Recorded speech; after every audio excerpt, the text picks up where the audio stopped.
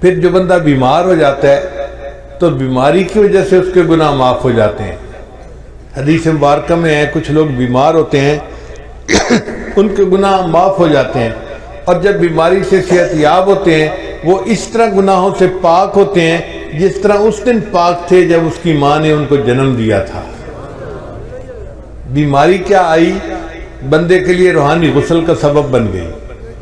پھر دنیا میں کوئی پریشانی آتی ہے، مصیبت آتی ہے، بندے کو ٹھوکر لگے، گناہ معاف، حتیٰ کہ اگر اس کا چراغ جلتا ہوا بجھ جائے تو اس پر بھی گناہ معاف ہو جاتے ہیں۔ تو اتنی چھوٹی چھوٹی پریشانیوں پر اللہ گناہ معاف کرتے ہیں۔ ایسے لگتا ہے کہ اللہ کی رحمت تل گئی ہے کہ میں نے اپنے محبوب کے امتیوں کے گناہوں کو معاف کر دینا ہے۔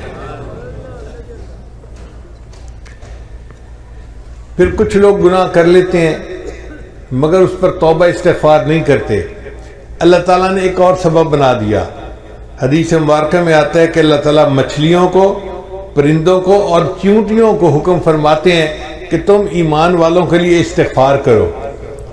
وہ مچھلیاں پانی میں، پرندے ہوا میں اور چیونٹیاں اپنے بلوں میں مومنوں کے لیے استغفار کر رہی ہوتی ہیں، اور یہ تو زمین کی مخلوق تھی۔ اللہ تعالیٰ نے اس سے بھی اور بڑا کرم کیا، وَيَسْتَغْفِرُونَ لِمَنْ فِي الْأَرْضِ، اللہ فرشتوں کو حکم کرتے ہیں کہ جو مومن گناہگار خطا کر بیٹھے تم ان کے لیے استغفار کرو، میں گناہ معاف کر دوں گا۔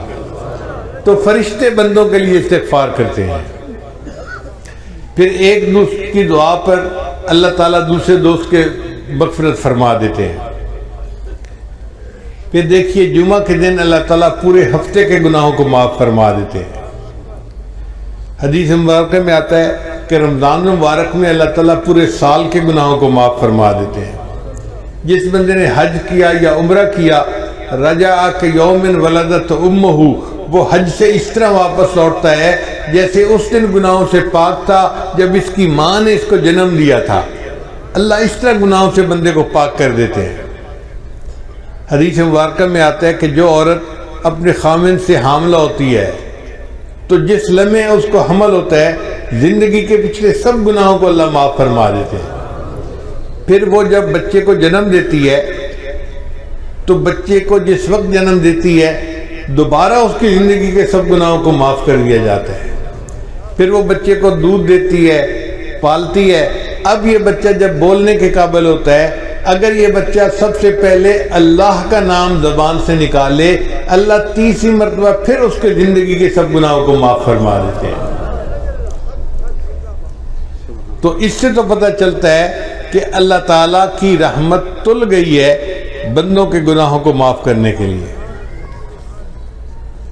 یعطیک ربک فترضی، اے میرے محبوب صلی اللہ علیہ وسلم، اللہ تجھے اتنا عطا کرے گا کہ تو راضی ہو جائے گا۔ ہمارے مرشد عالم رحمۃ اللہ اس کا ترجمہ یوں فرماتے تھے سمجھنے کے لیے کہ وَلَسَوْفَ يُعْطِيكَ رَبُّكَ فَتَرْضَىٰ، اللہ تجھے اتنا دے گا کہ تو بس بس کرے گا۔